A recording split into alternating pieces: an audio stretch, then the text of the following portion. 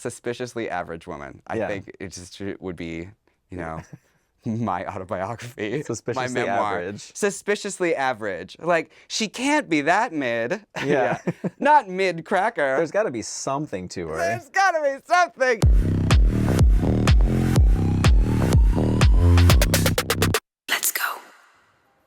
So there's a lot going on in the world right now, from national politics and global conflicts that affect millions of people, to local issues that affect you and the people you love.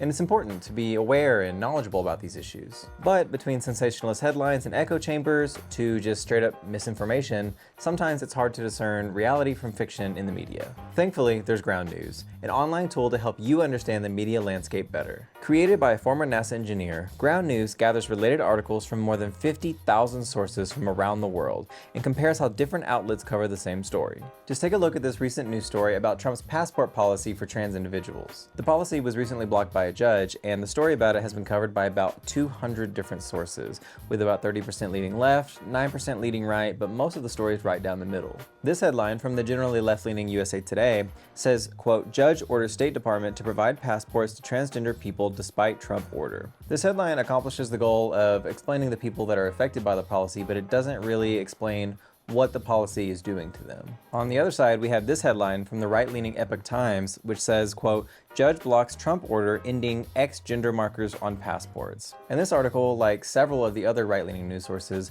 puts a lot of the emphasis of the article and the issue on the X gender markers of non-binary people, and focuses a lot less on the other trans people that are affected. And while some stories may have different biases like this one, there are some stories that you don't even see at all, which leads me to the Blind Spot feature. The Blind Spot is a feed of news stories that have little or no reporting by one side of the political spectrum, such as this story on how 1 in 5 people in Gaza are currently facing starvation due to Israel's supply blockade, which was only reported by about 10% of right-leaning news sources. Or this story about how Florida's most populated county was just flipped towards the right in voter registration for the first time in history, which was only reported by about 11% of left-wing news outlets. And even if a news story does have an obvious bias or is just outlandish, I find that there is still a lot of value into looking into other people's echo chambers to help understand why they feel the way they do and what may be affecting their worldview.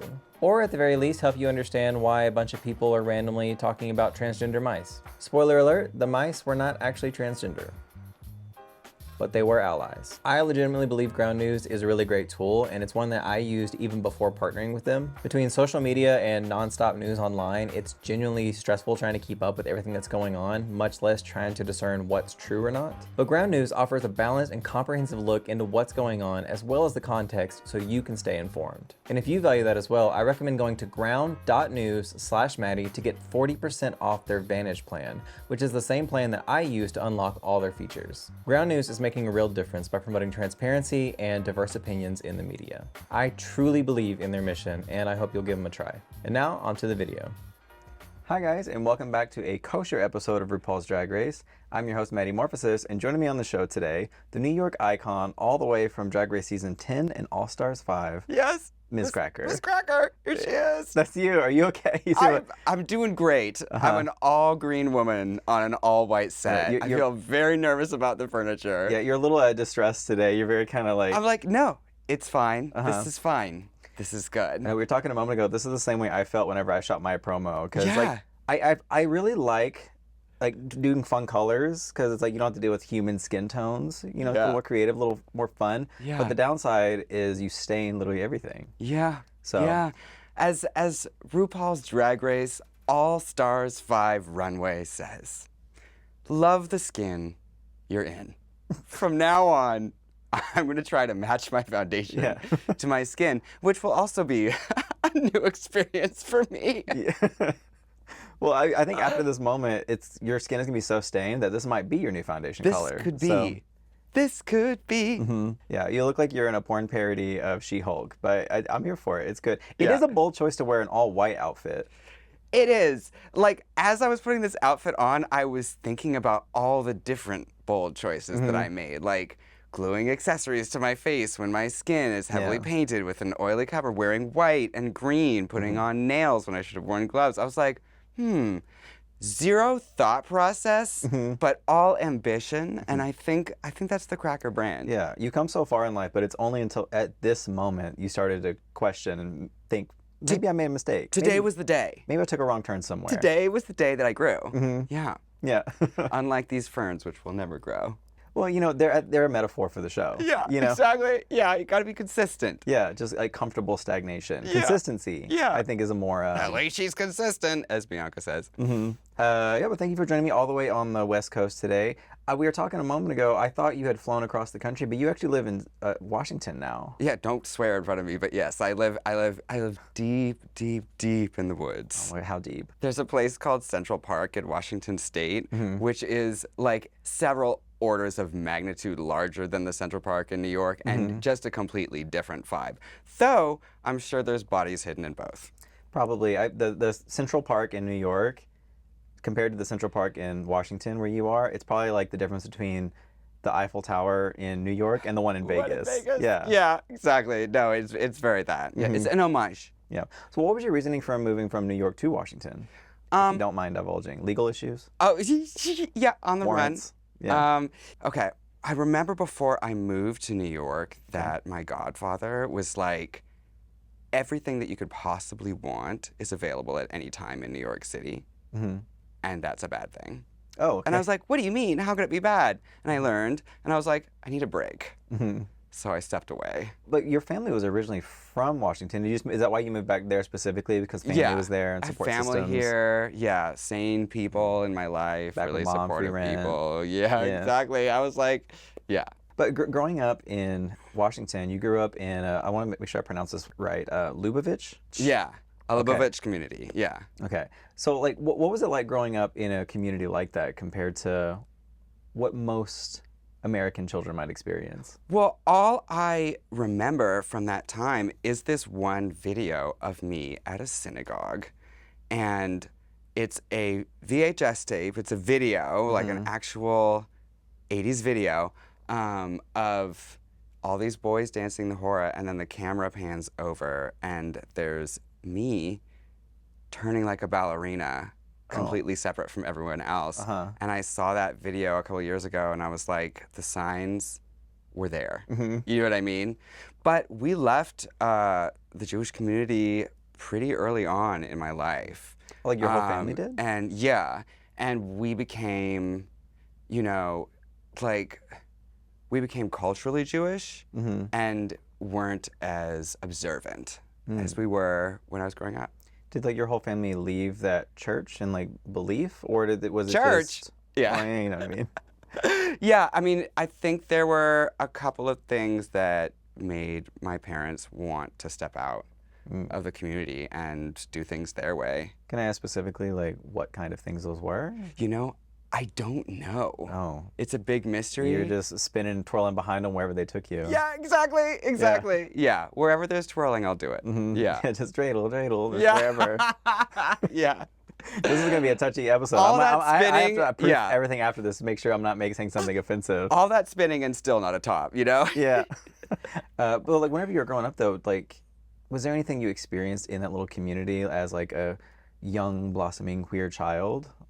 Like any like pushback from that community? Or was it not until you left it that you started to really express yourself? I remember getting more flack for being Jewish growing up than I did for being queer, because I think I was such an odd child that I think what came out first when you met me was that I was weird, and that the fact that I was gay was kind of buried by the weirdness. Right. They're like, this kid is weird. That's the headline. You know what I mean? But yeah, like after we moved out of the Seattle Jewish community, we moved into a largely Christian community, and my sister and I were told that we were going to hell a lot. Oh my God. And it was, in a way, it was difficult, but it was also really galvanizing because, you know, we were like, you know, we're proud of who we are and we don't care what anyone else says. We want to be who we are.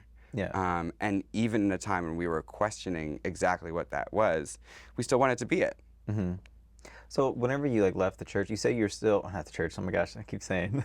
Yeah, we were no longer practicing. Yeah, I don't know how you would say it. Yeah, but whenever your family stopped practicing, and did you still kind of stick to that little Jewish community that was out there, or did you really kind of start to go on your own as a family? I think we were very insular. We celebrated the high holy holidays. We learned about the history of our family and the faith. but I think in every possible way, we were isolated really from the world. And so... What do you mean? My best friend growing up was my sister and my mother, and we just sort of kept to ourselves. Like, we watched like 1 hour of TV a week as a rule. We were sort of disconnected from pop culture and stuff like that. And it was just me and my sister hanging out. And my sister kind of set the template for me always having a woman best friend with me at all times. And that has followed me throughout my life. And that set me up for my relationship with Caitlin, which built my drag in a large part. So, yeah. She really is the backbone. She is. Of the New York scene. She is. She really is. And I remember, like, before I even auditioned for Drag Race, there were people that would recognize her in the street and be like, "Okay, Caitlin, it's time for dinner!" Like, and scream and make her jump. And I was like, oh, maybe we should use that as, like, you know, if we ever needed a tagline. And yeah, it happened organically. We didn't expect it to be followed and liked. Yeah. We were just like, let's do a little inside joke for New York City. Yeah, she's more than a friend. She's a brand. Yeah.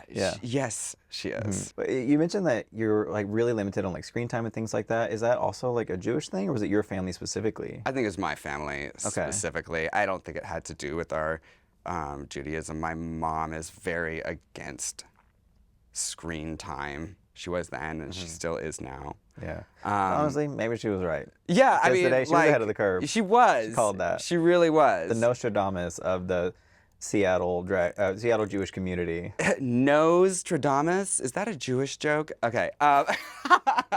Dude, we're teetering this episode. We're teetering. Yeah, I'm teetering on the edge of the chair, trying not to show my white panties. Yeah, what were we talking about? Oh, by the way, I want to say. Okay. Like, in September, I looked at my, you know, that little screen time report for my iPhone, and I was spending 10 to 12 hours a day. Oh my gosh. On my phone.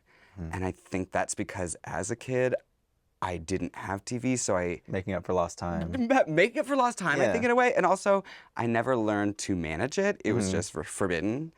And I have trained myself over the last 6 months to get it down to just 4 hours a day. And I am so much less crazy when I am not full of internet. Like your chemicals have kind of like leveled out a little bit? Yes. Yeah. I like would be so mad at the smallest things all the time because I was like, this is interrupting me from my phone time. And now I'm like, I own my phone. It doesn't own me. And that's amazing. Highly recommend. Can recommend. Yeah. Me watches Black Mirror once. Yeah, exactly. Boomers are right. It's because of that dang cell phone. We are living in Black Mirror, so maybe it merits a rewatch. Yeah. Well, so you were like, you didn't consume a whole bunch of media, which, you know, as Americans, that's all we do is consume. Yeah. So was there like cultural references or things that you didn't get as a kid or like fit in with the other kids? Yes, all the time. I remember this girl in my English class in high school being like, you don't know about Madonna? And like the next day, bringing the Immaculate Collection. I was like in my junior year and I had never heard of Madonna. I had never interacted with or listened to Madonna in any way. Like, your junior year, I'm trying to do the math on this, not to like age you or anything, but that would have been like 2000, 2001? Yeah. Ish? Yeah. So I think I managed to make it through the world without... You were like the only person in 2001 that had not heard Madonna. Yeah. And I mean, obviously, I had seen Madonna before. I knew of Madonna. But like, if you had asked me to name a song, you know what I mean? Like, the Immaculate Collection was a revelation for me. You know what I mean? Like, I just wasn't engaged with pop culture at all, which in a way has helped with my drag because I think everything is sort of fresh for me in a way. Like, everything is a surprise, you know? And I see it from a different perspective because it's totally out of context for me. Yeah. You're like one of the few queens out there not doing top 40 because who is she? Yeah, like, exactly. Yeah, who is top 40? Is she the one that's, is that Tate McRae's younger sister? Yeah. Miss Top 40? Yeah. Yeah, but again, you can't do top 40 because, as you said, you're not a top. Right, exactly. Yeah. Miz Cracker doing the bottom 40. Yeah. Bottom 40. You're just experiencing this. It's coming to you in like, different ways than most people. So you're going to the club for the first time. Like, wait till you guys hear this new Barbra Streisand track. I'm about to put you on. Exactly. And they're like, and I think that saved me from being a theater queen. You know what I mean? Because I didn't. I did love theater, but I didn't know anything about it, so I wasn't coming at it from the AMDA perspective, you know what I mean? Like, I was like, wow, have you guys heard of something called cabaret? You know what I mean? And I was like, yes. I would say I've seen like some performance videos of yours, and it's definitely, you have almost like a theatrical element to it, but it doesn't read as like theater kid the way other theater kids are. Yeah. You know, you're not like pantomiming the same way. It's almost like this weird, you know, mix of different inspos, and it makes sense knowing that all this kind of came to you in different like waves. Yeah, and like I did karate competitively when I was a kid. What? From when I was 5 until I was like 20. Karate? Yeah, like very hard, like national competitions. Oh my God. All the time, and I was doing it hours a day, every day after school, missing school and doing it.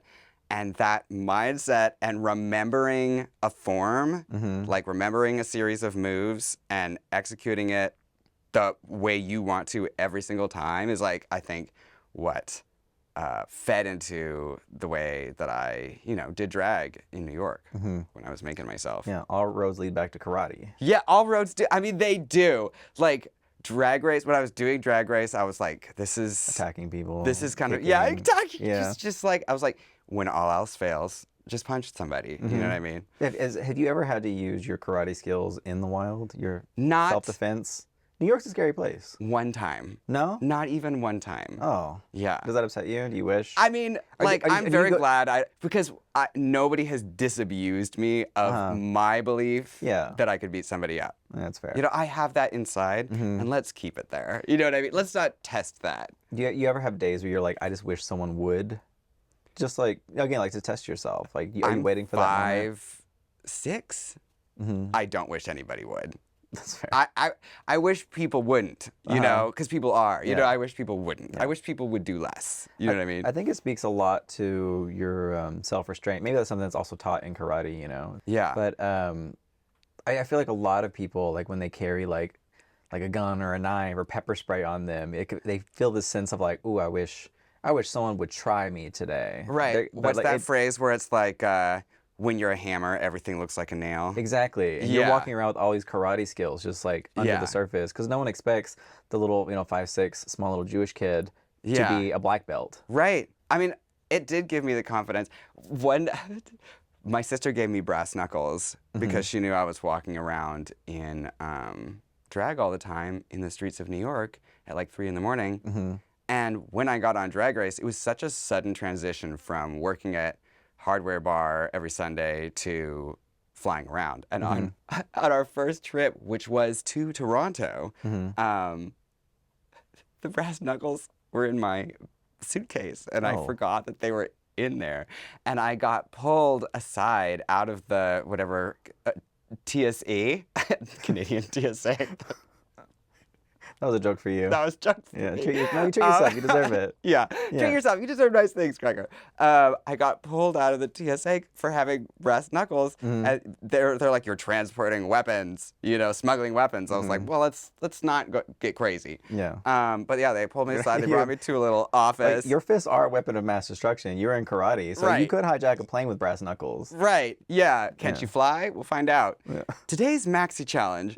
But yeah, so they pulled me aside. They brought me to this little back office to talk to an officer, and the officer was sitting in a chair, like a swivel chair, faced away from me, James Bond villain style. Right. And I was like, well, here we go. I'm not going to make my first international gig. Caitlin is outside, waiting in security, crying, and trying to explain through tears to Monet what has gone on. And the guy swivels around in his chair and looks at me, and he's like, oh my God, Miz Cracker, oh, it's fine. And I was like, this is the first time that Drag Race has helped me. May it be one of many. You almost got by the Canadians. I almost got. I got put in Canadian prison, which, you know what they say about that? nothing. No one talks about Canadian prison. But talking about karate in a similar topic, didn't you like accidentally kick a girl in the face one time at a show? Wasn't that you? I Like don't. your shoe? I think I definitely kicked Caitlin in the face with a shoe at one point. Okay. I think I kicked my foot and my shoe came off, and it's not funny. Yeah. It hit Caitlin in the head. Deal time for dinner. But whenever you did it. time for dinner, Caitlin, eat this. But I think that happened also with Monet's shoe at Hardware. Maybe that's what I'm thinking of. Maybe it was a Monet story. Yeah, I was like, what I do remember, I don't have the visual on me kicking Caitlin in the face, Okay. but I do have the visual on Monet. And Monet, she has boats for shoes, yachts. Yeah. And so She killed a girl. Yeah, Caitlin died that day. Yeah. Yeah. Time for dinner is actually in memoriam. It was her last meal. Yeah. But doing the research for you, because your story is so tied with like Bob and Monet and that little scene, like some of the stories are kind of bleeding together because it's all just one big little party of you guys just like coming up together. Yeah. Monet and Bob and me and Caitlin, like we were together at Bob's house, eating out of Talenti containers because Bob refused to buy bowls, hanging out, talking about mixes. My favorite Bob story, and people always ask, like, what is the edit like?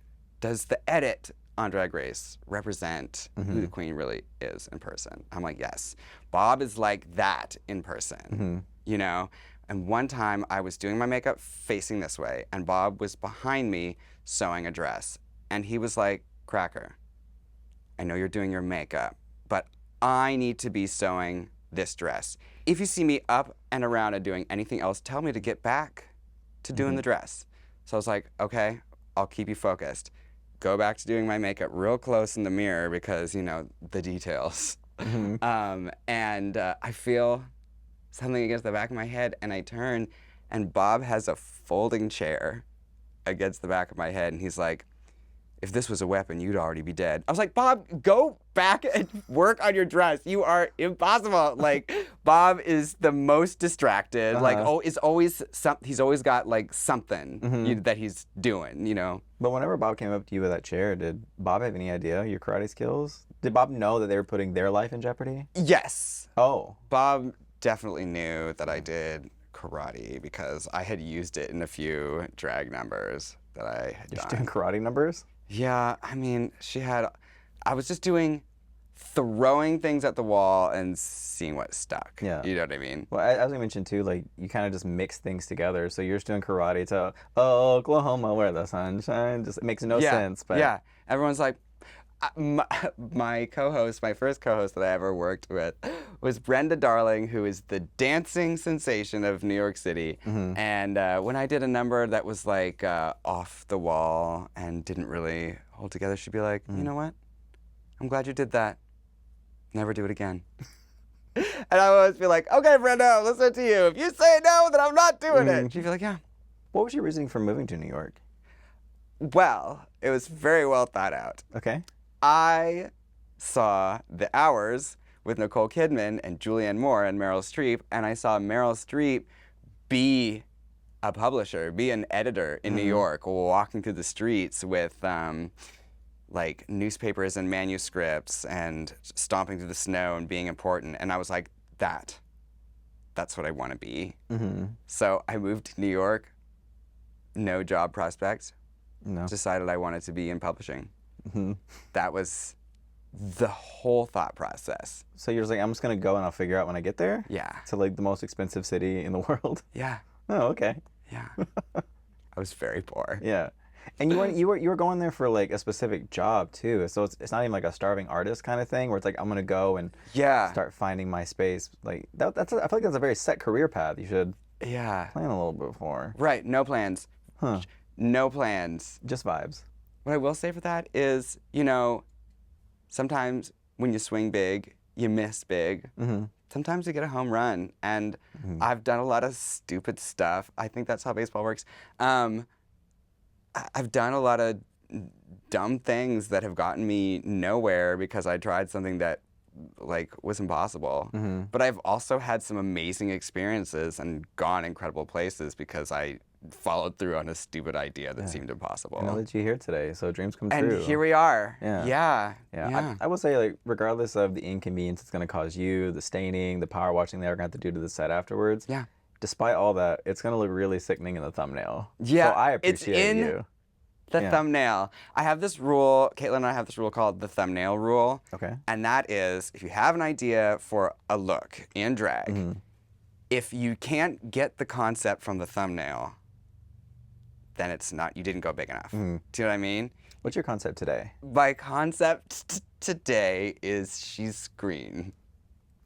I did get that. I will say. Okay, so my example for this is one time I was like, I really want to do an outfit where there's a rabbit on my head. Okay. And so I ordered this rabbit on Amazon and I put it on my head. And I like tied it under my chin and I walked out of the house and this guy on the street was like, rabbit! I was like, we did it. Yeah. The concept came through. Yeah. And in the thumbnail, the concept, which was rabbit. It wasn't too cerebral. Yeah. It was in your face. It was like, it was palatable, it was succinct. I thought rabbit, I wanted a rabbit. There was a rabbit. People saw the rabbit. It was getting rabbit. It came through. Yeah. Came through. So whenever you move to New York, you have all these dreams. You're going to be this big publisher, no plans. Yeah. And then at some point you find drag, but somewhere in between that, you run into Bob for the first time. What was that interaction? What was that first domino to fall? The first time I ran into Bob, I always put it this way, like I was using my favorite form of transportation, drunken stumbling. Okay. I was with a rabbit on your head. Yeah, no, this was before. This was way before that. This is pre-rabbit. This is like I had never done drag before. Okay. I had seen a drag queen one time. I thought they were kind of scary.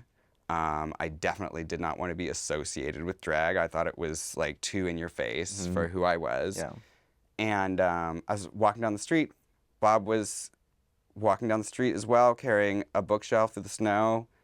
Bob's idea was to, save money by bringing this abandoned IKEA, falling apart bookshelf 6 blocks down the street to where Bob lived, 6 floors up. Me being drunk, being a good Samaritan in my mind, I was like, I'm going to help. And so I offered to help. We hauled this bookcase 6 blocks of the snow, up 6 floors, and we got to the apartment. Bob turned on the light, and there was all this drag everywhere. And I just remember being like, absolutely not. Like, I'm out of here. Yeah. But it was too late. Bob knew where I lived, left a note on my door, and was like, if you're so scared of drag, maybe you should learn something about it, and you won't be scared anymore. You were challenged. And the rest, your closed-minded beliefs. It's history. Yeah. And looking at me today, you can tell I'm still challenged. Yeah. Yeah. Was it hard, like living in New York as a closeted conservative? Was that difficult for you? As an open conservative. Conservative. No, my apologies. Like I just had all these ideas about how you should try to, just fit in. It was a really big part. It was, and it's always been a big part of me is this desire to fit in, not to rub people the wrong way, to present in a neutral way so that I can be accepted. And it always sort of ran this way, that I was that way, and my sister, she would wear these elaborate costumes to school, and she was very in your face. And I remember this turning point. We went to go see a show in Seattle, and she wove like 24 roses into her hair and wore this huge gown, way overdressed for this show. And everybody was like turning their heads and like looking at her, and they're like, this is so beautiful. You look so beautiful. Can we take a picture? And I remember thinking, like, maybe I need to adjust. Maybe I should bring beauty to the world instead of like wearing Conformity. Old Navy. Yeah. Do you know what I mean? Like, which is just camouflage. You know what I mean? But it took me a really long time. And obviously drag did that for me. Yeah, now you're green. Now I'm green. Yeah. Now I'm green. So meeting drag for the first time, introducing you to drag, or exposing you to it for the first time, how did the conversation go to getting you into drag for the first time? Like, how was this young lady born? Look at her. Shy. You could tell by like the clothes jacket. That's a very shy, meek girl. She's demure. The sunglasses. Can I see this? Yes. It's just printed off so you can get it green. I believe I still have this jacket. Yeah, look at her. Look at this woman. So, seeing drag for the first time, being petrified, and then Bob putting you in. I know exactly. My apologies. Hitting with a whip, putting you in drag for the first time. This isn't just a jacket. This is a reveal. Oh. This is a reveal. She was gonna wear this jacket on stage. Look at those man hands. I remember showing my mom a picture of me in drag the first time, and she looked at it and she was like, "You should wear nails because you have peasant hands." Peasant hands. That's an old country read, is what that is. That's back from Bayside Abbey. Yeah. But anyway, what was her question? I just got so entranced by my beauty. First time in drag when Kitten with a Whip put you in drag for the first time. What was the conversation leading to that and the experience of your first time? It took, I think, 6 months. Okay. Because when Bob left that note, I did get in touch, but I was like, would love to have coffee with you, but I'm not going to get in drag. That's just not something I'm going to do. He's like, that's fine. We'll have coffee every Saturday. So we had coffee every Saturday, and every Saturday he would ask if I was now ready. And every Saturday, Bob would ask if I was now ready to try drag. And finally, I got so tired of it that I let Bob put me in faced away from the mirror. I was very irritated. And then Bob faced me to the mirror with like my wig on and everything. And I was like, she's a woman. This is my new life. Like right then. That was. You just had like some Walmart wispies and a hard front. And you're like, there she is. The hardest front. Yeah. There's Brianna. Nobody fronts harder. And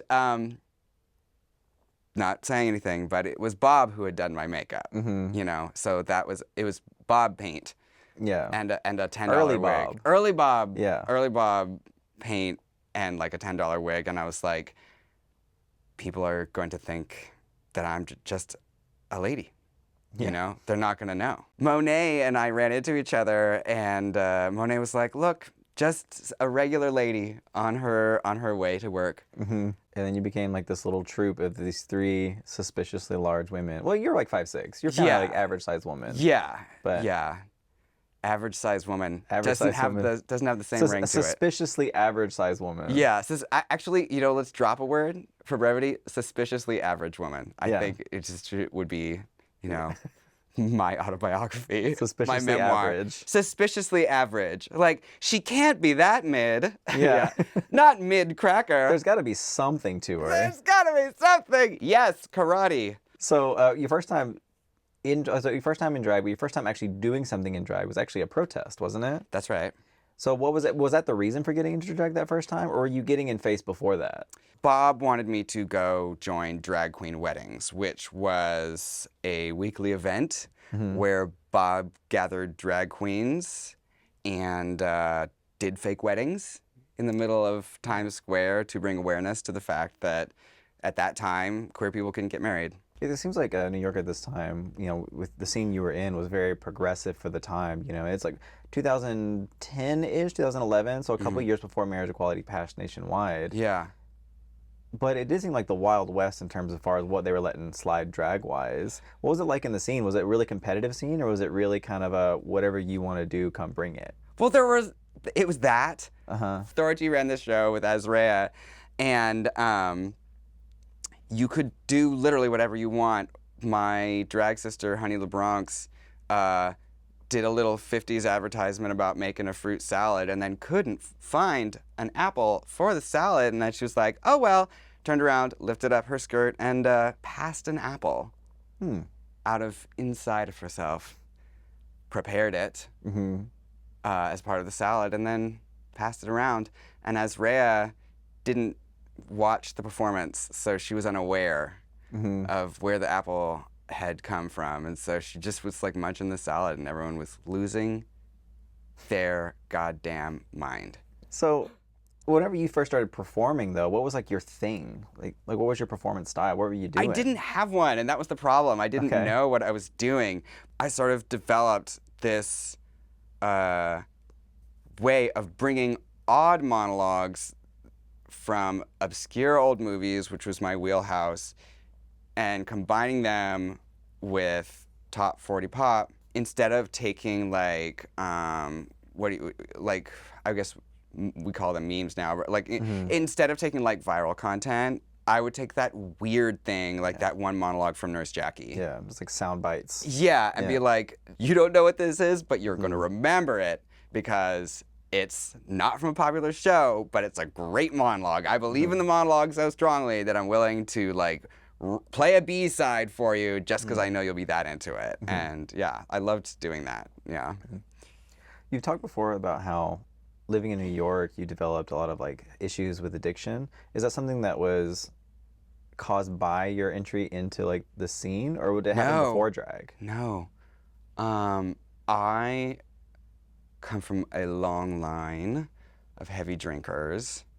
And I I was gonna say like I struggle with alcohol addiction, but like that implies some kind of fighting back. Like alcohol and I are battling, but there's no struggle. Like I am addicted to alcohol. Yeah, you got brass knuckles. It didn't stand a chance. Yeah, it just did, chance, girl. I wrestled that bottle to the ground. Anyway, but yeah, so when Bob met me, Bob was sober, is sober, and I was deeply steeped, pickled in alcohol all the time. Hints. Yeah, hints. The brand is strong. And it was through Bob that I became sober and quit drinking for the 7 years before the pandemic. Now, in the pandemic, when I was alone in my apartment, I was like, we are not doing this alone. And I invited my friend Alcohol over. I was about to ask like how that affected you, because I know a lot of people kind of slipped a little bit, slipped and slided during the pandemic. Oh, yeah. Yeah. Yeah. So whenever you first started touring and doing stuff, it was around the time COVID was rearing up, and it was the time that your like addiction started to take hold again. Did that cause issues whenever you were like traveling and doing shows, like in your professional career? No, everything was fine. Oh. Nothing went wrong. Everything's fine. No. So what happened was like, WoW was like, hey, we're airing your season later. It'll be during the pandemic. You will not be touring due to the pandemic. You will just be watching this on your TV at home alone. And it was just like the biggest record scratch ever. Because I had been flying every night somewhere else to do something, and suddenly it was just me and my fiance at the time staring each other in the face every day, all day. And like Caitlin and I bubbled together, so we would watch All Stars 5 together. But I had made a lot of emotional and financial plans based on the idea that I would like be earning money during the pandemic touring, and that's not what was happening. And yeah, I think that's why I was like, do you know what this situation needs? Alcohol. The missing and ingredient. I don't want to spoil the story, but it did not. It did not help. What were you doing like for money at this time? Because obviously you're supposed to be touring and everything, and we got like stimulus checks and things like that. But like, what was the backup plan? There was no backup plan. Or what was the backup? What you ended up doing? Nothing. A lot of people were like, "Well, it is tough, but I've learned Italian." Like, or I made a little garden on my back patio. Didn't do that. And then there was another layer of people that were like, ugh, I feel so ashamed. I'm just binge watching Netflix all the time. I feel like I should be learning Italian or making a garden. That wasn't me either. I was here staring at the wall for like a year. Because what I love to do, and all I had ever done successfully, was perform live. And if I couldn't perform live, I just didn't understand. I just do. When they started to lift all the restrictions and everything from COVID, and you got to tour around and start doing things again, did those issues with addiction kind of go to the wayside, or did you carry that with you when you hit the road no, again? I took that with me. I took that with me. I broke that seal. I opened that door, and yeah. Let me tell you something. I thought that I could drink and that I knew drinkers. Then I toured in the UK, and let me tell you, those girls are serious. Those girls are serious. Like in the UK, in New York, you'll often see like a girl in the village like throwing up, and what always happens is her friends are like, "Girl, you got to go home. Put her in the cab, send her home." That's how the US works. That's how New York works. In the UK, you'll see 3 girls, one's throwing up in the gutter, and they're like, "You gotta get out, love. We gotta get to the next spot." That's a terrible accent. But they're like, you have to finish throwing up because we must continue drinking. You know what I mean? Like the power. You don't have to answer anything you're not like comfortable with, but can I ask, like, has that been an issue that you've kind of resolved over time, or is it still something you struggle with? I mean, I am an alcoholic. I will struggle with alcohol my entire life. Right now, I have like 3 drinks a week, which is great. But that's recent. You know, it's only been a couple of months. Yeah. You've also been not performing a lot over this past year, kind of taking a break from drag. Yeah. With you kind of getting more back into drag, is it something you worry about going back on the road into these venues? This is like the second thing I've done in drag in like 6 months. So I don't know what's going to happen. Is that a worry you have about being exposed to that again, like the nightlife scene? I feel like I know myself, and I feel like it's going to be okay. But I definitely, like, my friends and family are watching to see what happens to me. And it's just going to mean checking in all the time and being like, hey, this gig is stressing me out. I've decided to paint myself green. And I'm stressing out, but I'm not going to have a drink. Or I did have a drink, but just one. Or I had a whole bunch on accident, so that people know where I am and what I'm doing and how I'm doing. That way, if, you know, we get off track, can pull back. Yeah, you have that support system, almost like a little safety net to help catch you, or at least soften the fall, break your fall a little bit. Yeah. There was this comedian, I have to look up what her name was, but she said the most profound thing. She has this monologue where she's like, I know this sounds wild, and I'm mostly joking, but sometimes the only cure for alcoholism is alcohol. And she's like, I went through times in my life where I'd be driving down the road and I'd think, I'm gonna drive off the highway. I'm gonna drive this car off a cliff. And her alternative was to have a glass of wine. And she's like, all my friends and my family are like, you have to stop. Like, you have to be sober. It's hurting you so bad. It's hurting your life. It's shortening your life. And she's like, yeah, but y'all don't know about short, because my other alternative, I feel, is driving off the side of the highway. So it could be today short. And it was such a shocking thing to say. And it stuck with me for a long time, and I really thought about it. Is it like a life lesson? No. But I do know how she feels. And it was so important to hear somebody say that. You're like, this is going to kill me, but I'm going to kill me today if I don't have it. Does that make sense? Yeah. So I don't know, hearing someone talk about that sort of direness, I mean, it just helped me feel less alone, you know?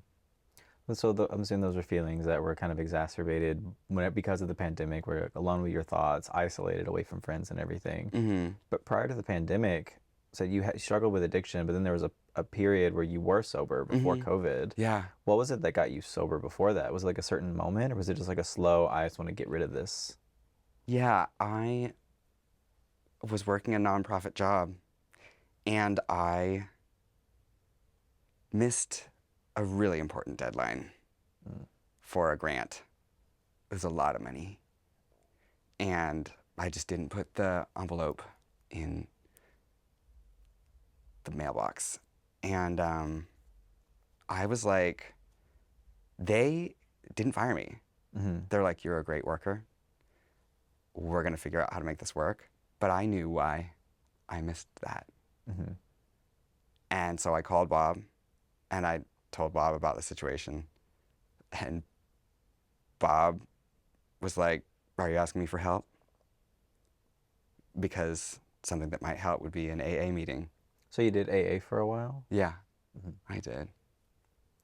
And then I went out on my own, which I say because that's a true thing, not that that's what you should do.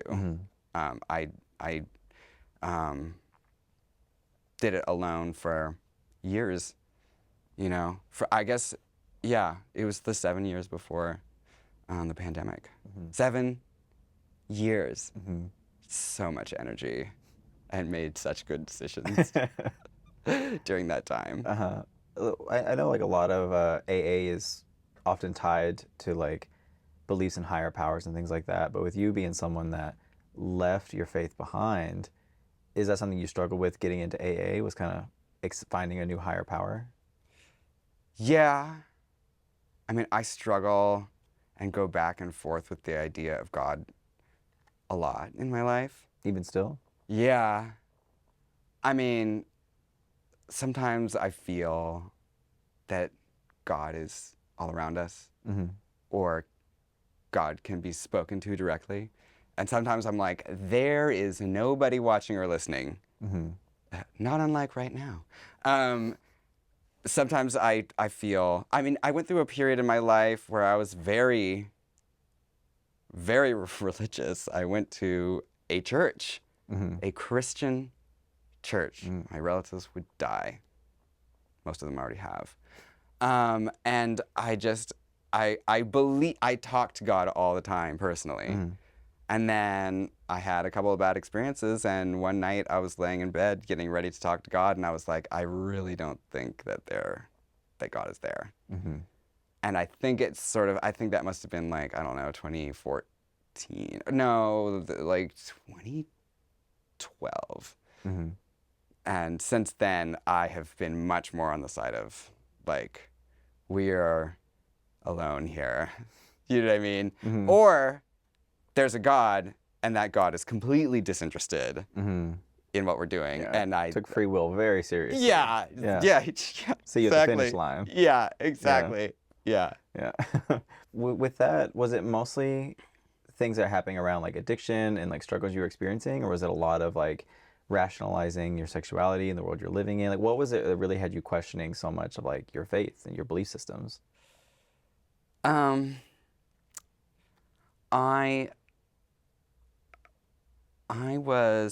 not thinking of the best way to put this.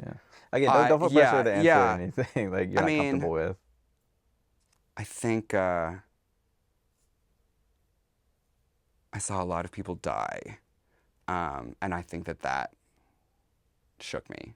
And I was like, I think we're alone because none of those people should have died. And I always joke, like, if I were to make a movie, it would be called Death Actually. Because death actually is all around us. Like, we lose people all the time. And the way that it happens, and it has happened in my life, it just makes me feel like, and a lot of people have told me, like, loss is part of the plan of life and an indication that God is there moving things along, teaching us lessons. I'm like, I love your optimism. I just don't personally feel it myself. You know what I mean? Yeah. Yeah. But whatever you found, like, faith again at times, was it because you were trying to find that optimism as well? Or was there... Yeah. I mean, I honestly feel like faith is in you or it's not. And I don't think you can try to have it or teach yourself to have it. I think one day you're like, whoa, I have faith, I have belief. And one day it's just not there. I don't think I've ever tried to. I think it's either been there or not. Like, you didn't go looking for it. It's just at times it kind of hit you. Yeah. Yeah. Interesting. Yeah. I mean, and that's the way, like, drag is. Sometimes it leaves me.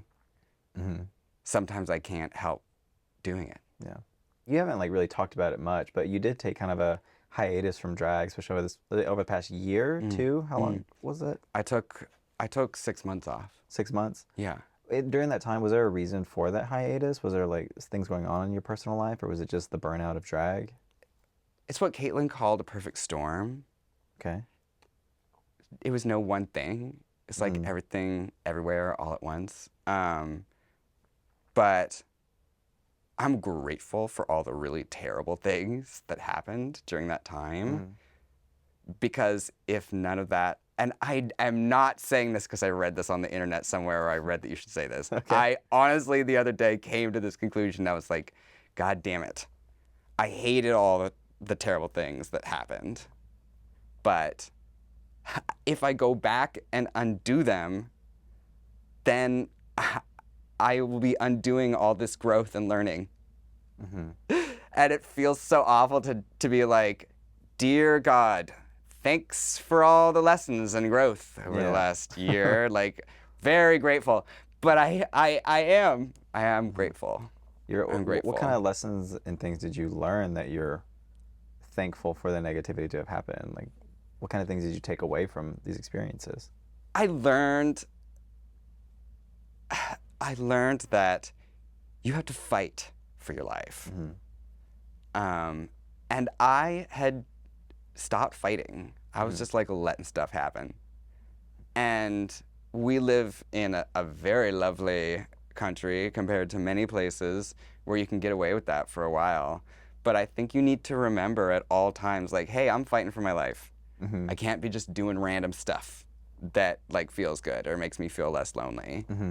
I think my big thing for me, my best straight friend died. I want to set it up like this. Like, I was having a tough time after the pandemic. So was my fiance. We parted ways. And after 5 years together, so we had been together before Drag Race. That was real tough.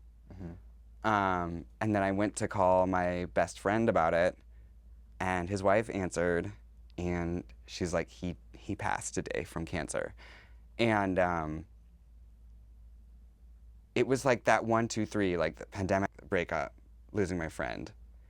And the other day, my friend Monet was like,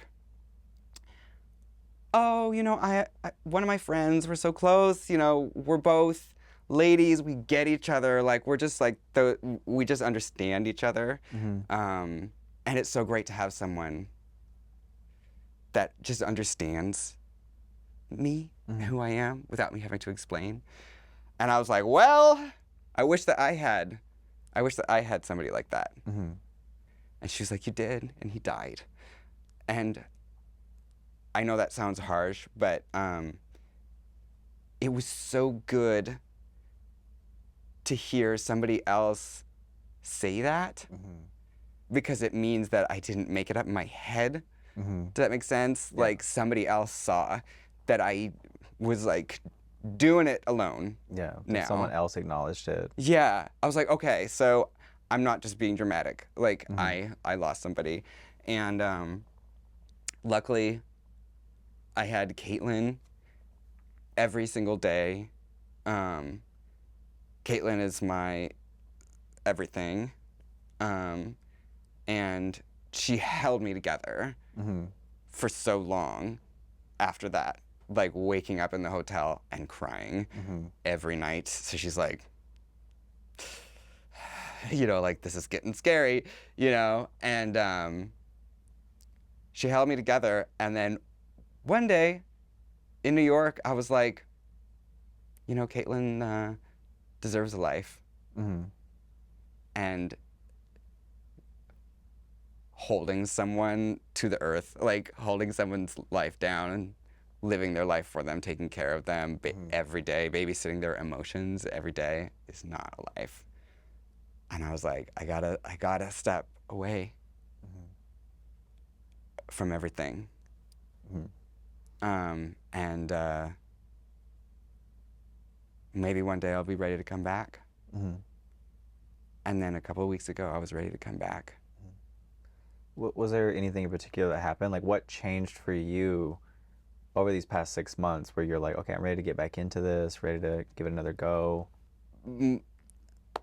Pit Stop invited me to do it. And I said no. And I was like, no, I don't know what I would wear. And I don't know what I would say. And I don't want to do that. So no. And then I went to bed and I was like, well, I'm not going to do it. But if I did do it, this is what I would wear. Yeah, it kind of gave you that little spark a little bit. Yeah, I was like, if I did go, I would wear this, but I'm not going. And then I was like, then I got a DM from Jeffrey Mack being like, hey, I haven't heard from you for a while. Wondered if you wanted to work together on something. I was like, I do not. But if I did, it would be this. And then I kind of got ready, went to do Pit Stop, see Monet, and I set my foot on that soundstage, and I was like, we are so back. We're so back. Like, that silence of a soundstage, do you know what I mean? Yeah. I was like, we're home. Yeah. This is where this is free therapy. Do you think you're at the point now where it's like you're going to start getting more back into shows and live performances again, or are you just kind of taking it slow right now?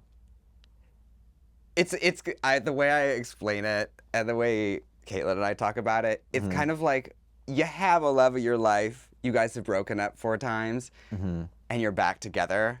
And sometimes you're like, this is why. This is why we've been together for so long, because of this thing that he does. And sometimes you're like, now this is exactly why. The way he slurps his cereal in the morning, this is exactly why we broke up in the first place. I remember now. And like, I'm going through that with drag. But I think I have my first performance in, I don't know when this will air, but with Morgan in Long Beach. It'll probably have passed, so yeah. people will yeah, by the time this airs, I'll have done that. Yeah. I'll have done Austin. And I was like, I'm not going to do a new number. I don't even know what I would do. But if I did a new number, this is what it would be. Do you know what I mean? And then I made a new number, and I made a new outfit, and I made it. Yeah. So, you know, like, my number one rule for this year, for 2025, and it is very deeply embodied in this idea of painting myself green. I was like, why wouldn't I paint myself green? Because I'm afraid of being bad at it and failing, which, you know, I think we did. Yeah. But that's not a reason to not do something. If the only reason you don't want to do it is because you're afraid that you would fail, that's cutting your life into a tiny little scrap. If you want to do something, try.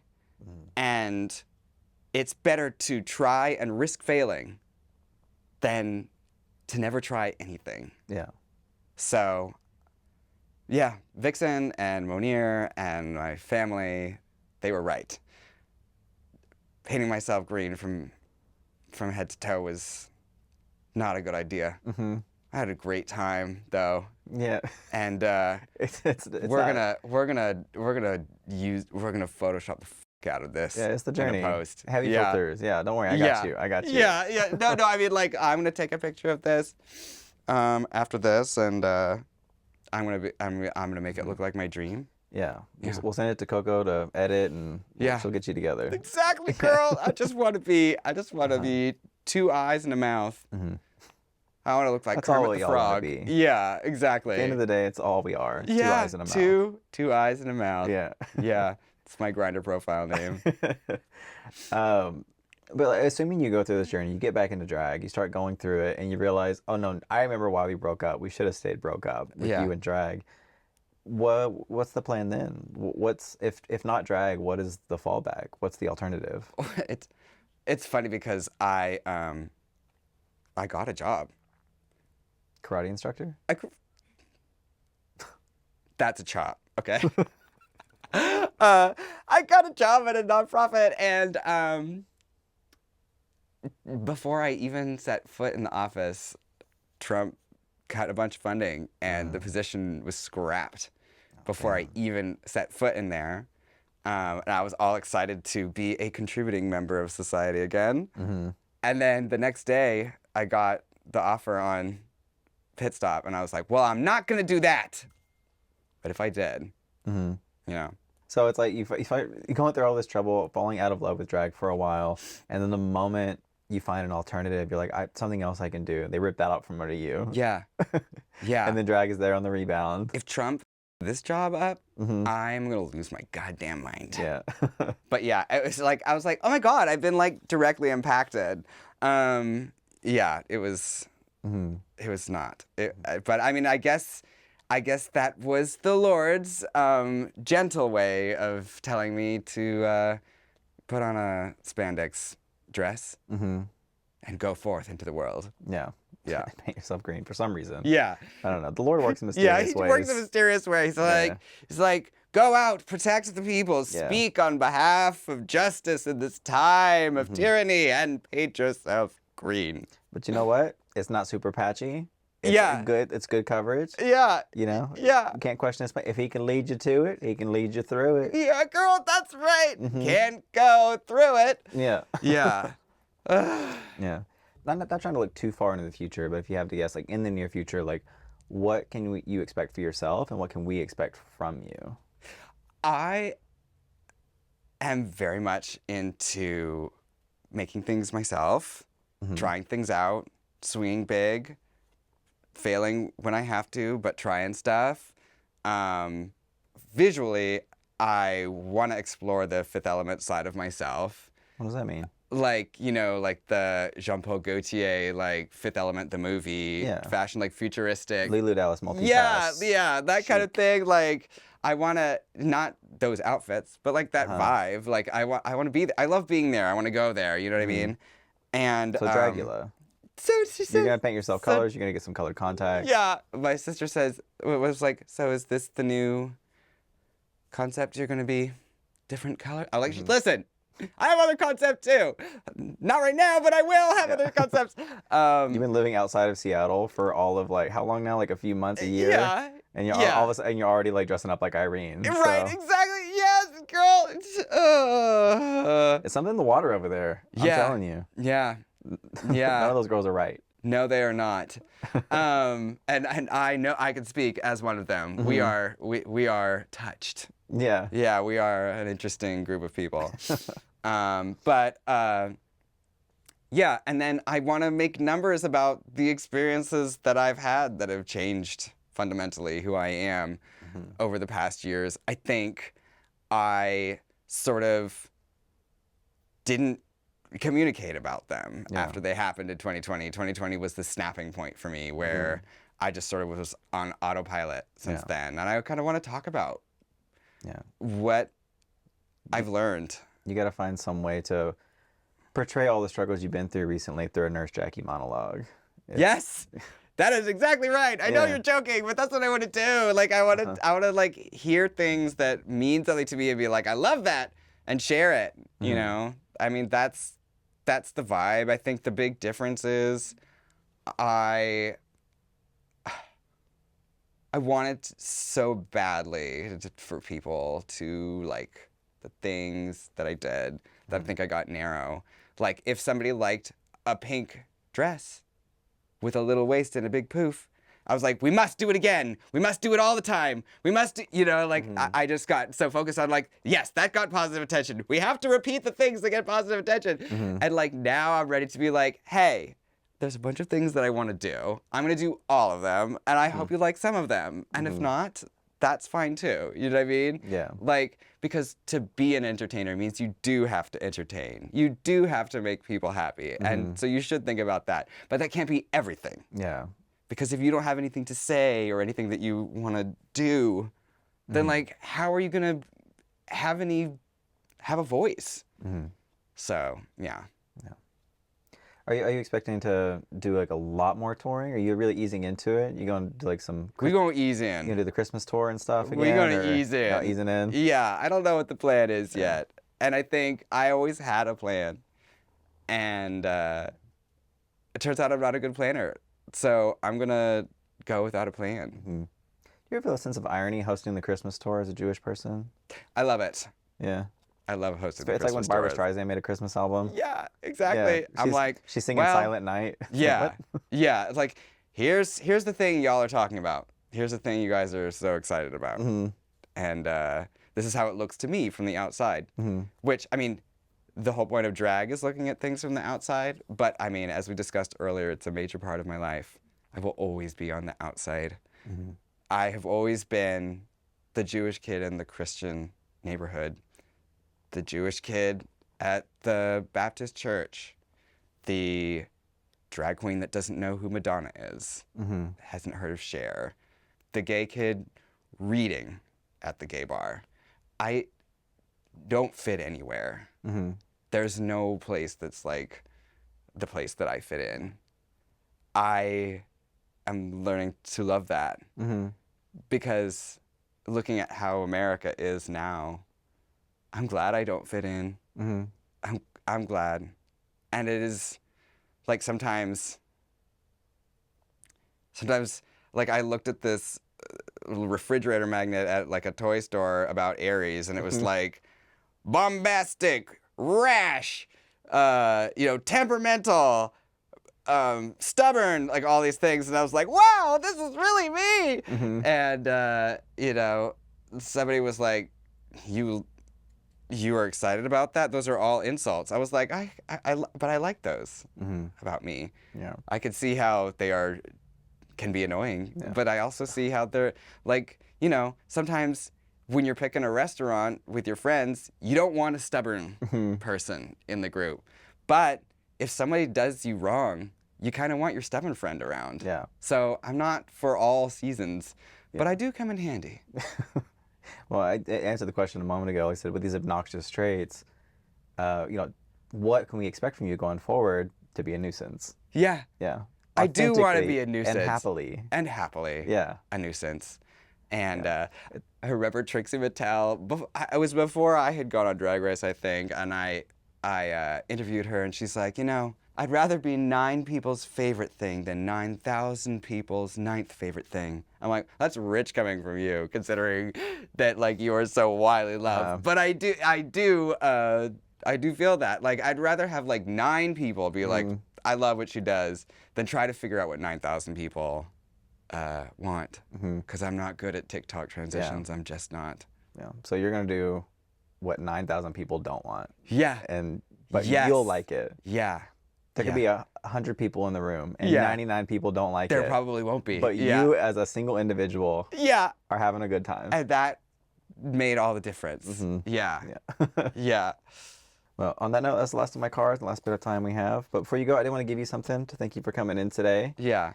We'll get our production staff coming in here because we're in LA, so we have staff. Hands. We have staff. Yeah. Yeah, I'll put a blur over you so people don't so. But yeah, just to thank you for coming in today for the Miz Cracker. Yeah. Oh my your goodness. favorite cracker, and you said you were hungry. Yeah, I'm so hungry. The mic might have picked up some of your belly grumbles. Oh my! I know. If so, She gets very hungry. Is that your favorite cracker, or is there like a new one that's taken the mantle? Listen, it is not the cracker that matters; it's the cheese. And that's why I don't know if there's a lesson in there. It's just like. The cracker merely serves as a foil for the cheese. And maybe I, as a cracker, it's not me that matters, it's drag that matters. And drag is the cheese. That's what you were for Bob. You're making all his hair for Bob. Bob is the cheese. You are but the humble cracker. I'm just a humble... Bob couldn't have done it without you. Yeah. But that's all everyone wants to talk about. Probably could have, but let's pretend. that I helped. No, you're the backbone. Well, Bob couldn't have done it without Caitlin, so there's That's that. true. That is very true. The lesson from Give It To Me Straight today is a lot of people couldn't have done anything that they did without Caitlin. Yeah, and she fought for gay rights. People were killed. Yeah. By Monet with a shoe. With the shoe. Yeah. Okay, so as we mentioned, you're getting back into drag a little bit. What are some things coming up in the near future that you know of within like the coming months? I am doing Pride in DC. It's World Pride with Warner Talent Agency. There's going to be a bunch of great drag performers. We are combating the times, and we are doing drag in DC. It's going to be on the 6th of June.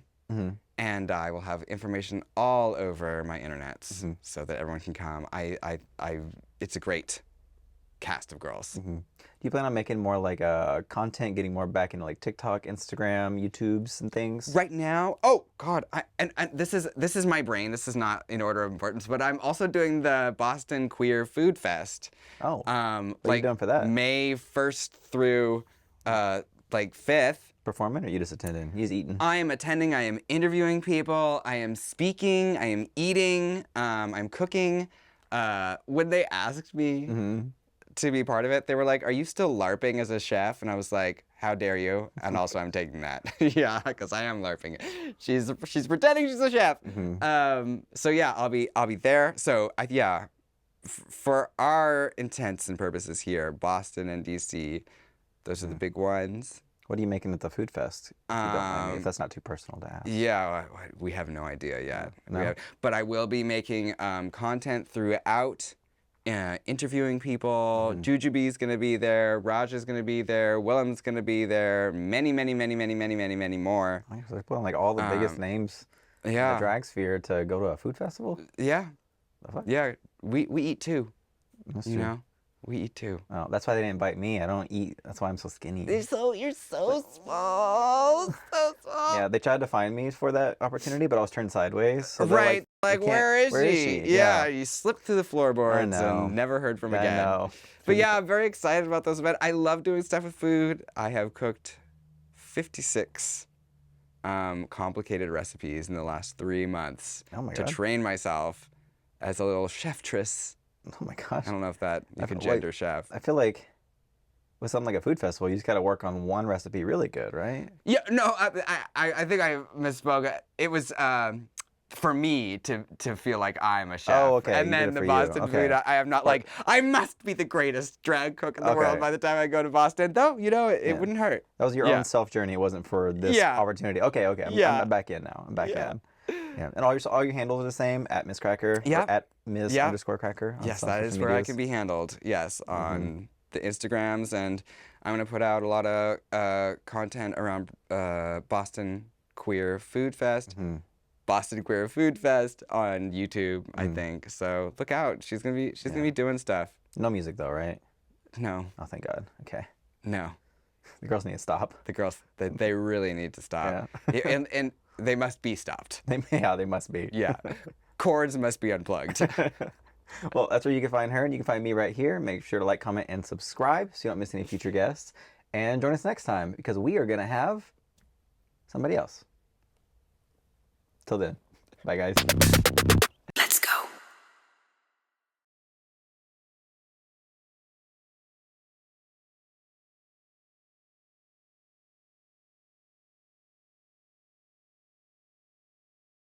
There was this, I'm so hungry.